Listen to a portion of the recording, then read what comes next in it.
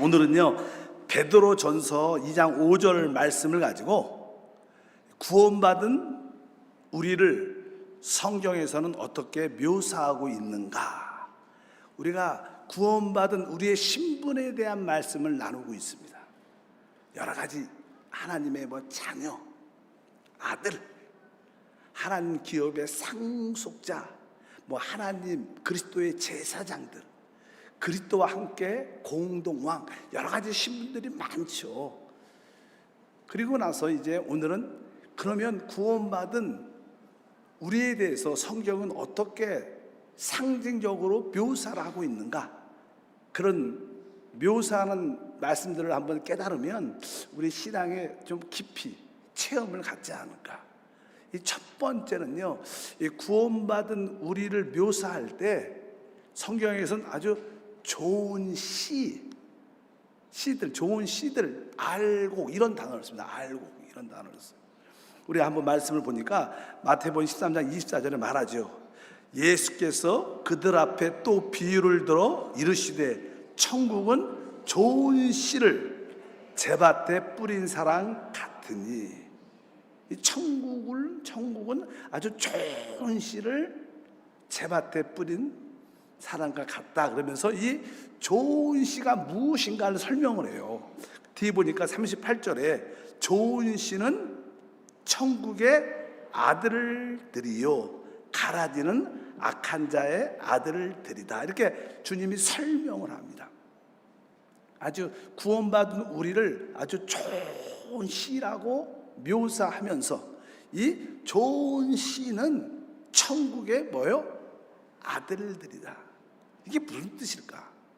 사실 우리는 주 예수의 천국 말씀을 예수로부터 듣습니다. 생명의 말씀을 듣는데 우리가 들은 그 생명의 말씀 안에는 예수가 함께하는 말씀이에요. 그래서 우리가 주 예수의 생명의 말씀을 들으면 바로 주님이 우리 안에 심겨지는 겁니다, 사실. 그래서 주님과 함께하는 말씀이기 때문에 우리가 그것을 가졌기 때문에 우리 역시 우리가 아주 좋은 씨가 돼요. 그리고 이 좋은 씨는 성장을 통해서 점점 천국으로 확장되는, 우리 안에 그러한 의미로서 우리는 천국의 아들들이다, 이렇게 말씀을 합니다. 그러면서 바로 그 좋은 씨는 결국 알곡으로 변화되게 됐어요. 알곡. 그래서 알곡에 대한 말씀이 기록되어 있죠. 마태복음 3장 12절에 손에 키를 들고 자기의 타작마당을 정하게 하사 알곡은 모아 곡간에 들이고 쭉저기는 꺼지지 않는 불에 태우시리라. 이게 알곡이라는 단어. 우리 구원받은 우리를 묘사할 때 우리는 알곡이라는 거. 우리는 이제 그리스도를 가지고 있기 때문에 우리는 좋은 씨일 뿐만 아니라 결국 좋은 씨니까 우리는 알곡을 될 수밖에 없어요. 결국 하나님이 알곡을 거두어서 하나님의 곡간에 가지고 간다, 이렇게 말씀합니다. 근데 여기서 의미는 이 알곡은 가라지와 함께 자란다는 거예요. 가라지가. 그래서 많은 사람들이 성경을 해석할 때 이 교회 안에 알곡도 있고 가라지도 있다, 이렇게 극단적으로 말하는 분도 많이 있지만 사실 성경은 그렇게 말하지는 않는 것 같습니다. 실제로 알곡과 가라지는 보통 보면 이게 자랄 때 모습은 똑같다고 말합니다. 거의 구분하기가 쉽지 않다.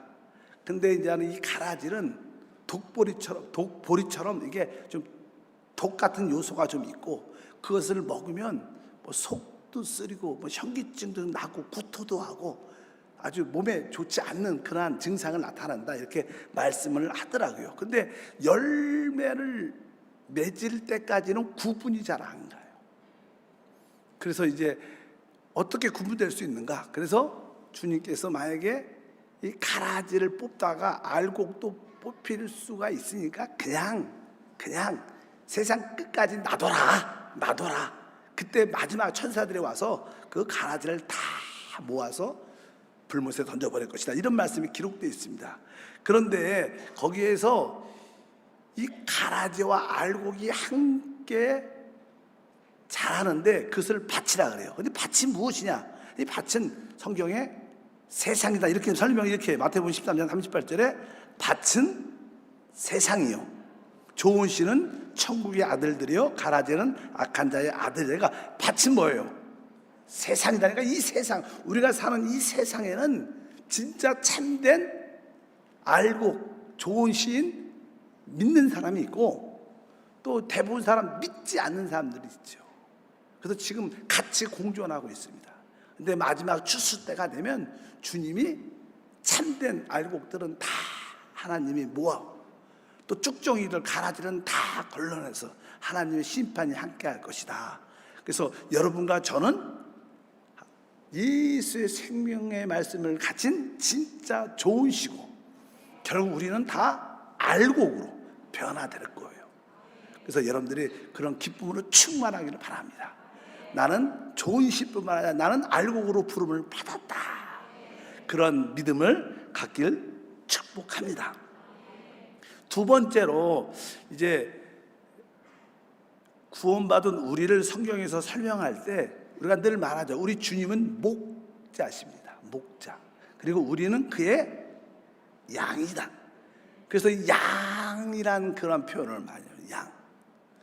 그리고 주님께서 이제 한 알의 밀알이 땅에 떨어져 죽으면 많은 열매를 맺는다. 그러니까 구원받은 사람들은 주님의 양들이고 또 한편적으로 그분이 죽음을 통하여 얻은 많은 열매들, 밀알들이라고 말씀합니다.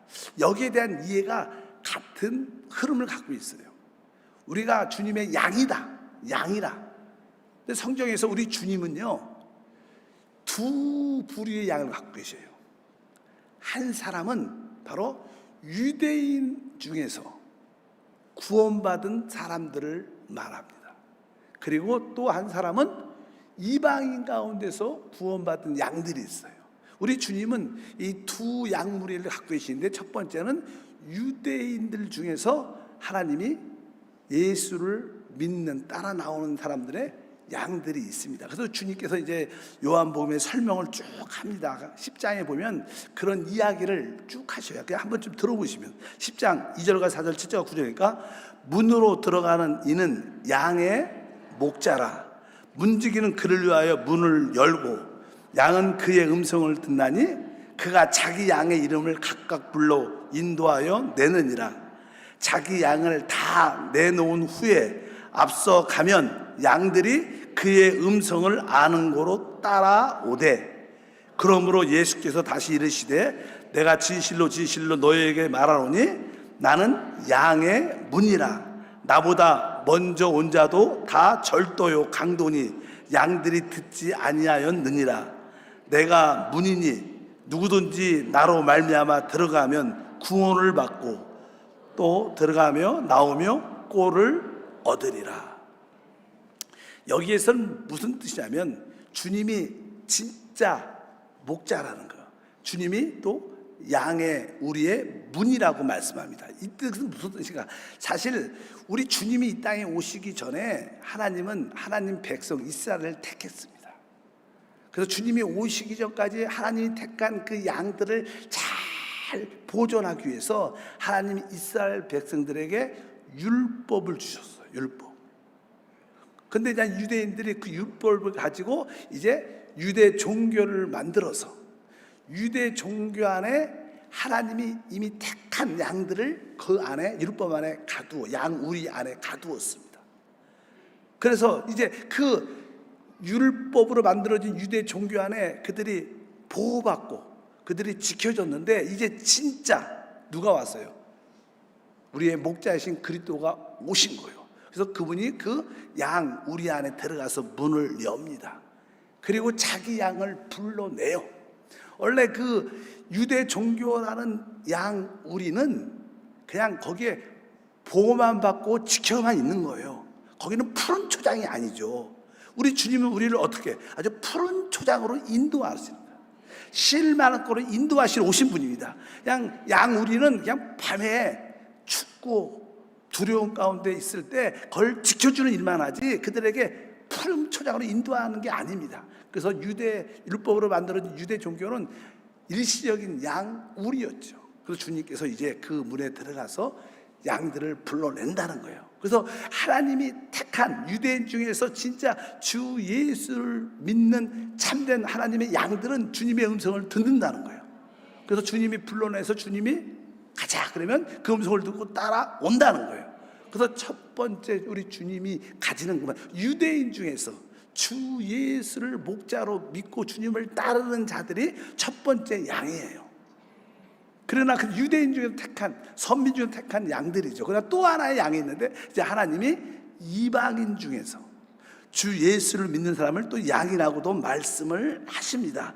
그래서 주님께서 10장 16절에 그것을 설명을 해줘요. 우리한테 한번 들어보니까 16절, 또 이 우리에 들지 아니한 다른 양들이 내게 있어 내가 인도하여야 할 터이니 그들도 내 음성을 듣고 한 무리가 되어 한 목자에게 있으리라. 여기 나에게 또 다른 양들이 있다. 그건 뭐예요? 이방인들, 바로 여러분과 저 같은 사람들 하나님이 택하셨죠. 그래서 이 복음을 듣게 하시고 주 예수를 믿게 하시고 그분의 음성을 듣고 그분의 양이 돼서 이제 유대인 중에서 양으로 부름받은 그들과 이방인 가운데 양으로 부름받은 이들이 한 목자 안에 있을 것이다. 이런 이야기를 여기서 쭉 기록되어 있습니다. 그래서 우리는 유대인 중에 구원받은 사람이든 이방인에 구원받은 사람이든 우리는 다 주님의 뭐예요? 양입니다.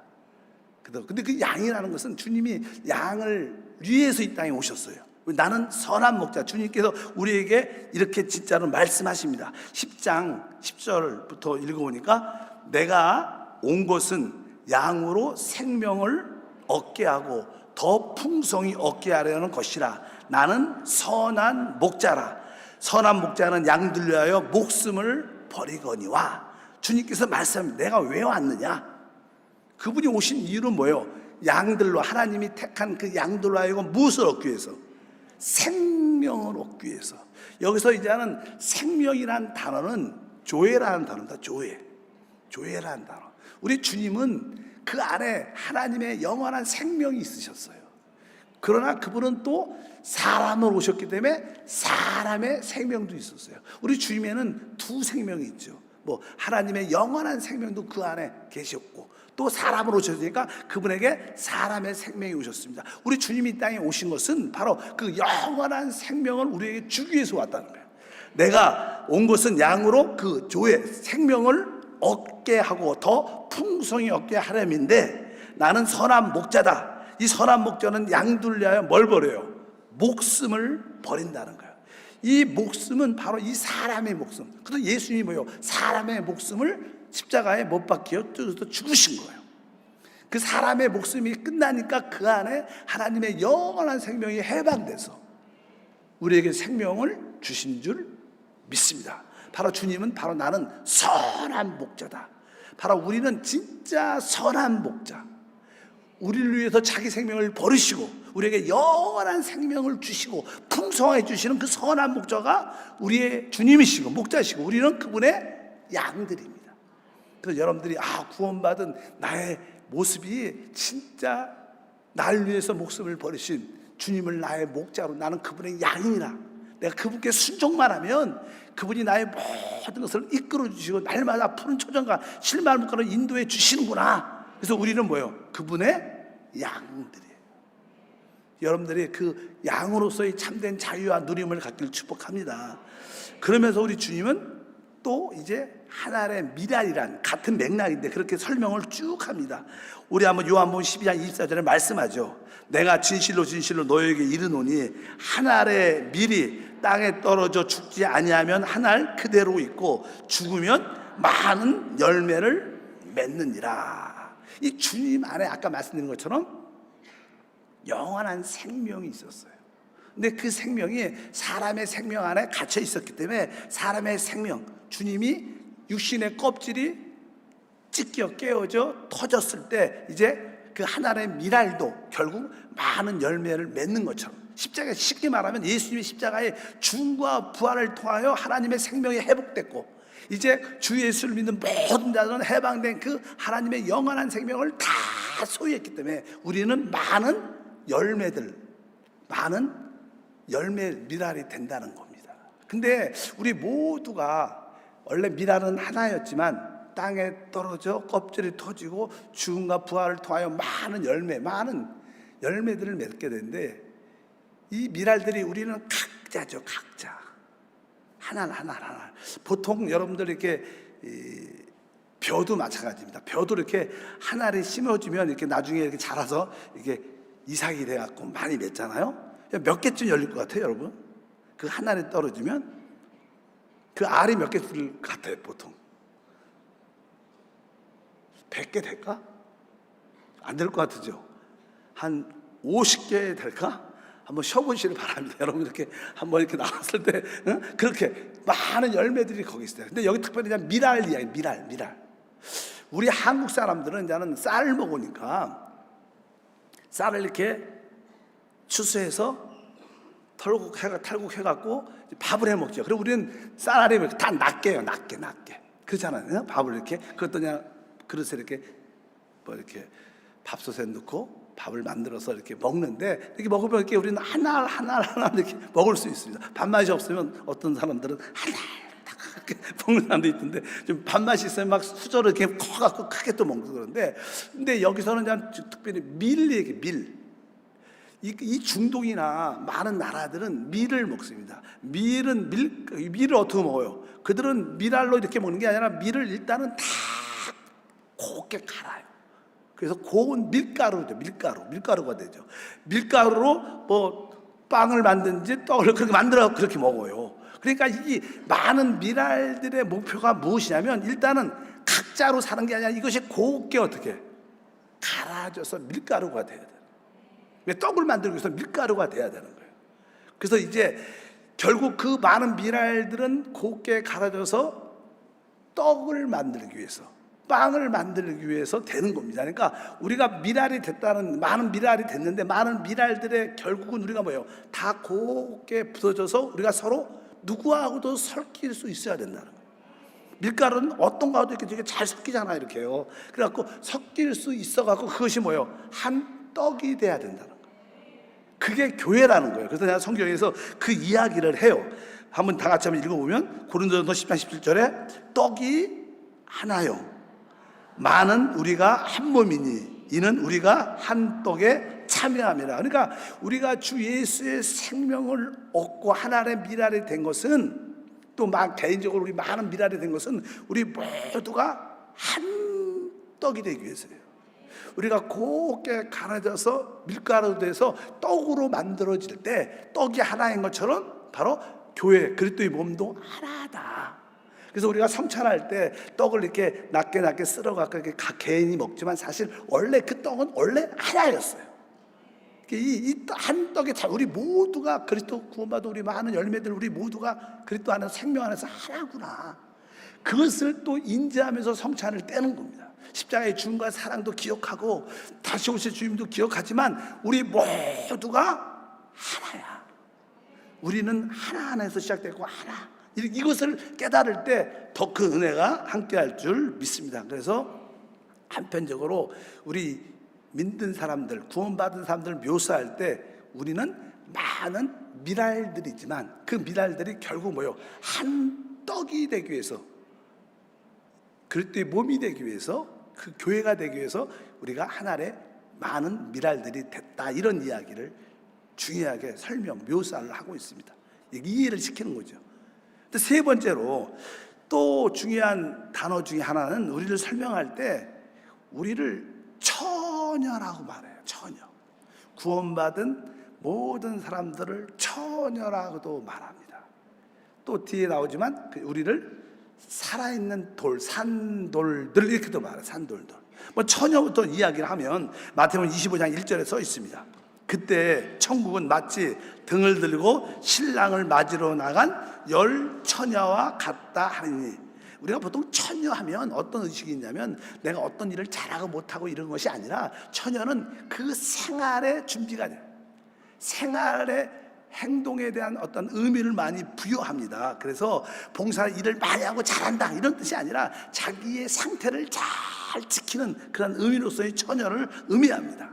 실제로 우리 주님은 이 땅에서 사역하실 때 남자 제자들보다 여자 제자들에서 진짜 사랑을 많이 받으셨어요. 보통 지금도 보통 남성들은 주님을 이렇게 섬길 때 주님을 이렇게 사랑한다 이런 개념보다는 내가 주님을 위해서 열심히 일하고 봉사해야지, 어떤 문제가 생겼으면 내가 이 문제를 어떻게 해결할까, 이런 관점으로 남자들은 주로 봐요. 근데 여성들은 그런 거 잘 안 하고 그냥 주님을 사랑해. 어떻게 보면 좀 무모할 정도로 주님을 열심히 사랑하고 열심히 하나님께 헌금하고 좀 사랑하니까, 여러분들 알다시피 여러분도 자녀 사랑하잖아요. 그러면 애들한테 그냥 여유가 없어서 그렇지 막 뭐도 사주고 좀 여유만 있으면 내가 차도 하나 사줘야 되는데 막 이런 마음이 있는 것처럼, 그런 것처럼 그냥 사랑하니까 여성분들은 주로 자기의 어떤 물질이나 소유를 가지고 열심히 섬겨요. 남자들보다 여자 성도님들이 훨씬 더 헌금도 많이 해요. 실제로 그래요. 남자들은 조금 이렇게 주님에 대한 사랑보다는 일관점, 열심히 봉사하고 열심히 이런 게 관점이 많은 거예요. 근데 처녀의 의미는 뭐예요? 주님이 나의 신랑이니까 사랑에게 관점이 중요한 거예요. 그래서 여러분들이 그래서 성경에 보면 여자들이 주님을 섬겼다는, 실제적으로 그 당시 주님이 섬길 때 성경에 보면 그런 말씀이 많이 기록되어 있어요. 예를 들어서 누가복음 8장 길지만 제가 써왔어요. 읽어보니까 그 후에 예수께서 각 성과 마을에 두루다니며 하나님 나라를 선포하시며 그 복음을 전하실 때 12 제자가 함께 하였고, 또 악기를 쫓아내신가 병 고침을 받은 어떤 여자들, 곧 7 귀신이 나간 막달리아인이라 하는 마리아와, 여기 마리아 나오죠. 그 다음에 헤로데 청지기 구사의 아내 요한나와 수산나와 여자에다 다른 여러 여자가 함께하여 자기들의 소유로 그들을 섬기더라. 그러니까 주님이 사역할 때 많은 여자들이 그들의 물질을 가지고 주님의 사역, 제자들의 사역을 많이 도왔다는 거예요. 왜? 어떤 여자들은, 어떤 처녀들은 영적으로 조금은 무모할 정도로 하나님 사랑하니까 많은 것을 드려요. 또 뒤에 보면 또 그런 얘기가 또 기록되어 있습니다. 마가복음 12장에 보게 되면 헌금을 할 때 거기 부자들도 헌금을 많이 했는데 아주 과부가 2 렙돈을 집어넣습니다. 내가 주님께서 보시고, 다른 사람들은 있는 가운데, 부영한 가운데 헌금을 했지만 저 여자는 자기가 있는 모든 것을 다 넣었다는 거예요. 그래서 하나님이 그 여자의 헌금을 기억하신다, 이런 말씀을 할 때 그 자기의 있는 소중에 있는 액수에 관계없이 자기가 가진 모든 것을 다 집어넣었다는, 그분도 성경에 보면 여자라고도 말씀하고 있습니다. 그리고 마가복음 14장 3절에 보면 이제 다 같이 한번 읽읍시다. 예수께서 베다니 나병 환자 시몬의 집에서 식사하실 때 한 여자가 매우 값진 향유 곧 순전한 나드 한 옥합을 가지고 와서 그 옥합을 깨뜨려 예수의 머리에 부은, 이것도 그 여자가 아주 비싼 향유를, 옥합을 가져와서 그 깨뜨려서 그것을 주님께 부읍습니다. 제자들이 왜 그 비싼 향유를 허비하냐고 말하지만 이 여자는 기쁨으로 자기의 사랑의 표현을 다 한 거예요. 여기 보니까 이 진짜 영적인 처녀들은 주님을 진짜 사랑하기 때문에 다 헌신한다는 거예요. 우리가 말하는 것은 우리 모두의 신분은 진짜 뭐예요? 처녀 여자예요. 우리 주님이 다시 오실 때 누굴 데리러 와요? 처녀를 데리고 와요. 주님을 사랑하고 기다리는. 만약에 여러분들이 나는 남자야, 혹시 그런 생각을 하고 있으면 여러분은 주님이 여러분을 쳐다보지 않을 겁니다. 왜? 여러분들이 남자라고 생각하는 사람들은 주님은 그 처녀를 데리러 오지, 남자라고 생각하는 사람들 왜? 그럼 문제가 있죠. 그러니까 안 되고. 그러니까 여러분들이 영적으로 내가 남자다 이런 생각은 교회 안에서는 되게 안 좋은, 내가 영적인 처녀로 주님을 섬기고 있다. 난 주님을 사랑한다. 그래서 여러분들 늘 기도해야 돼. 하나님, 나는 주님의 신부 처녀입니다. 내가 아직 정확하게 직접 얼굴을 못 봤지만 난 내 신랑을 압니다. 난 당신을 기다립니다. 당신이 나의 목표입니다. 난 당신이 나의 소망입니다. 난 주님을 사랑합니다. 늘 나는 진짜 주님만을 기다리는 처녀입니다. 주님의 신부입니다. 계속 우리가 그런 기도가 필요한 거예요. 그래서 성경은 우리를 묘사할 때 우리를 처녀라고 표현해요. 여러분들은 처녀이십니까? 신랑을 기다리는 처녀. 우리 남자들 특별히 여러분들은 영적인 처녀이십니까? 여러분의 신랑을 기다리는 처녀가 돼야 돼요. 그런 의식이 없으면 여러분들은 주님이 여러분을 이렇게 비껴갈 수도 있습니다. 왜? 남자라고 생각하면 주님이 여러분한테 안 오십니다. 여러분들이 영적인 처녀라고 내적으로 느끼고 할 때 주님이 우리 가운데 신랑으로 오셔서 우리의 모든 것을 채워주는 그런 은혜가 함께할 줄 믿습니다. 그래서 사도 바울은 이렇게 고백했어요. 고린도후서 11장 2절에 보니까 내가 하나님의 열심으로 너희를 위하여 열심을 내노니 내가 너희를 정결한 처녀로 한 남편인 그리스도께 드리려고 중매함이로다. 그러니까 바로 사도 바울은 모든 성도들을 정결한 처녀로 주님께 드리는 거예요. 남편이신 그리스도 드린다고 말씀입니다. 바로 우리의 모든 봉사도 이러한 봉사가 되어야 될 줄 믿습니다. 그래서 우리 자신도, 우리 특별히 남자들 형제들도, 또 우리 남자 재직 장로님들도 내가 진짜 정결한 처녀로 준비돼서 주님께 기쁘고 주님을 기다리는 그런 신부가 되야겠다, 이런 마음을 진짜 우리가 가져야 될 줄 믿습니다. 그리고 21장 계시록 2절에 내가 봄에 거룩한 성 새 예루살렘이 하나님께로부터 하늘에서 내려오니 그 준비한 것이 신부가 남편을 위하여 단장한 것 같더라. 그러니까 신부가 남편을 위하여 단장한 것 같더라. 우리의 신앙생활은 다 이겁니다. 진짜 나의 모든 준비는 그 신랑을 위해서 나의 모든 영적인 단장을 하는 신부 같은 모습을 가져야 이게 진짜 신앙생활이다, 이렇게 묘사를 하고 있어요. 그래서 여러분 모두가 내가 주님께 처녀로 부름받았구나, 신랑이신 주님을 기다리는 처녀로, 신부로 부름받았구나, 그러한 생활로 여러분들이 영적인 단장을 해야 돼요. 여러분들이 영적으로 변화되고 달라지는 것은 뭐예요? 여러분들이 신랑을 기다리는 영적인 화장이고 단장인 거예요. 여러분들이 그 준비를 잘 하시기를 바랍니다. 그리고 나서 이제 뒤에 보니까 이렇게 말씀합니다. 또 한편적으로 비슷한 내용이지만 우리는 산돌이다, 이렇게 산돌. 베드로가 고백하죠. 아까 읽었죠. 베드로서 2장 5절에 보니까 너희도 산돌같이 신령한 집으로 세워지고, 이렇게 말해요. 너희도 산돌이다. 살아있는 돌. 이 돌이라는 것은요, 하나님의 성전을 짓는 재료입니다. 산돌이라는 것은, 돌이라는 것은 하나님의 집을 건축하는 재료이기 때문에 되게 중요한 겁니다. 뭐 돌 중에 돌은 보석이죠. 보석, 최고의 보석 돌들이. 그러니까 그런 보석으로 우리가 돼야 된다. 우리는 살아있기 때문에 산돌인 줄 믿습니다. 이거 누가 썼어요? 이건 베드로가 썼어요. 베드로. 이 전서 2장 5절에 너희도 산돌 같이. 왜 베드로 이걸 썼냐면, 베드로가 주님께 처음 부름을 받았을 때 주님께서 뭐라고 말씀하셨냐면 이렇게 말했어요. 요한복음 1장 42절에 보면 예수께서 보시고 이르시되 내가 요한의 아들 시몬이니 장차 게바라 하라 하시니라. 게발은 번역하면 베드로다. 원래 베드로라는 단어가 돌이라는 뜻입니다. 너는 지금 시몬이지만, 너는 앞으로 갈대 같은 연약한 시몬이지만 너는 앞으로 단단한 돌이 될 것이다. 그래서 너의 이름은 베드로다, 이렇게 말해준 거예요. 그래서 돌이라는 단어가 머릿속에 기억이 확실하게 났어. 왜? 주님을 처음 만났을 때 너는 시몬이 아니라 앞으로 베드로, 돌이 될 거다, 이렇게 말하니까 돌? 그렇게 생각을 했었겠죠.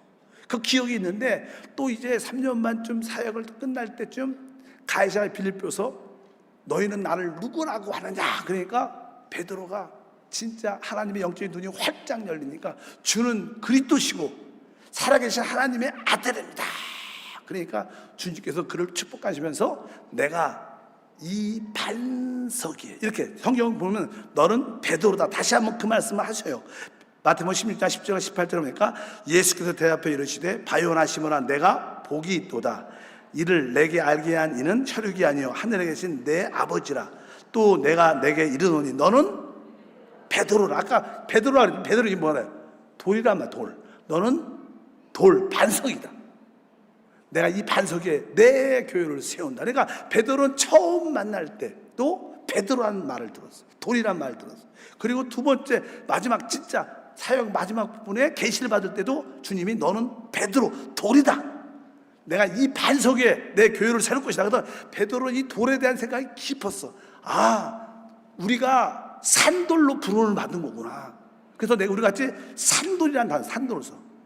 우리가 지금 어떻게 해요? 우리가 흙으로 시작했지만 우리가 점점점 변화돼서 보석 같은 살아있는 돌이 된다는 거예요. 그럴 때 우리가 하나님의 집으로 지어진다는 거예요. 베드로는 그걸 깨달은 거예요. 그래서 산돌같이 신령한 집으로 우리가 지어지고 있다. 그래서 이것도 뭐예요? 우리가 한편적으로 처녀처럼 우리가 영적인 단장을 통하여 신랑을 기다리는 자가 될 뿐만 아니라 우리는 그 안에서 진짜 변화가 돼야 돼요. 우리 안에 흙의 요소가 많죠. 왜? 흙으로 만들어졌으니까. 그러니까 흙 알아요? 흙으로 만들어지면, 진흙으로 만들어지면요, 아무리 잘 만들어도 좀 물과 가까이 있으면 어떻게 흙이 쭉 모양이 사라지면서 쭉 가라앉아. 시험도 잘 들어. 깨지기도 잘 깨지고. 그러니까 흙으로 계속 남아있는 사람들은 시험이 잘 들고 문제가 많고 걱정도 많고. 왜? 흙이니까. 좋을 때는 좋지만 또 비 오고 좀 그러면 금방 무너지는 요소가 있어요. 근데 여러분들이 돌로 변화되면 어떻게 해요? 어떤 물속에 들어가도 흔들리지 변하지 않았어요. 여러분들이 나는 어떤 상황 가운데서도 시험이 안 든다. 그럼 여러분 돌이에요. 아멘? 조금 작은 일 때문에 섭섭하고 좀 억울하고 인정 안 해주면 그런 사람들은 뭐야? 아직까지 흙이야. 이런 사람들은 하나님의 영적인 신령한 집으로 지어지지 않는 거예요. 우리는 신랑을 기다리는 처녀 같아야 되고 우리는 하나님의 집으로 지어지는 산돌이 돼야 돼요. 산돌. 그럴 때 하나님의 집이 이루어져서 하나님의 뜻과 목적이 우리 가운데 이루어진 줄 믿으냐. 그래서 주님은 이렇게 구원받은 우리를 이렇게 여러 가지로 묘사를 하고 있어요. 우리가 진짜 좋은 시로 결국 알곡이 돼서 하나님의 곳간으로 옮겨지는 축복이 있구나. 내가 주님의 양일 뿐만 아니라 내 주님의 모든 것이 된다는 것을 여러분들이 그것을 알고 내가 또 그분의 많은 미랄로 모든 성도들과 같이 곱게 갈아져 밀가루가 돼갖고 진짜 떡으로 만들어져 우리 한 몸이 되는 모든 데가 한 몸 된 교회를 만들어가는구나. 그리고 오늘 우리가 영적인 처녀로서 또 살아있는 돌로서 변화되어 하나님의 집으로 준비되는 그런 가정 가운데 있는 것이 우리 신앙의 그림들이다. 이렇게 우리를 묘사하고 있습니다. 그래서 여러분들이 구원받은 우리의 설명을 이렇게 하고 있다. 그래서 내가 이런 방향으로 추구하면서 달려가면 여러분들은 최고의 하나님의 아들로 세워질 것을 확실히 믿습니다.